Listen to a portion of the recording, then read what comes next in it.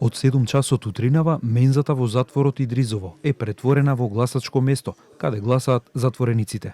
Оние што сакаат да го остварат своето право на глас на вториот круг на локалните избори од затворската полиција, со комбиња се носат во групи на гласање во мензата, каде избирачката комисија ги пречекува за да се запазат сите процедури.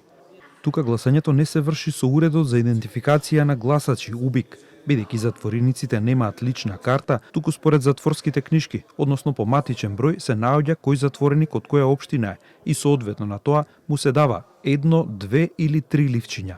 Само за неколку места во општина Шуто Оризари имаше предвидено гласачки ливчиња и за советници, додека претежно добиваа по едно ливче, а оние од Скопје, од општините каде се гласа и за градоначалник, на градот и на општината, добиваа по 2 ливчиња. Гласањето започна во 7:00, тече во најдобар ред.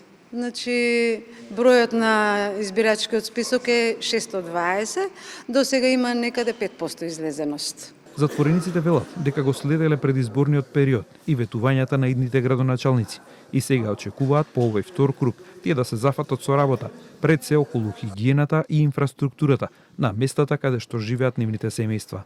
На прво место све ова што се ветуват да се исполнат ова ветување, да имаме повише паркови, да имаме зеленила. Очекуваме добро нешто за луѓето, подобра иднина, подобар живот и тоа е. Која општина доаѓате Од општина Газивово.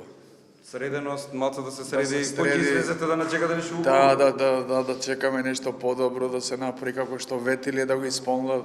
Доста беше со лажење, со правење, со сметот низ целиот град.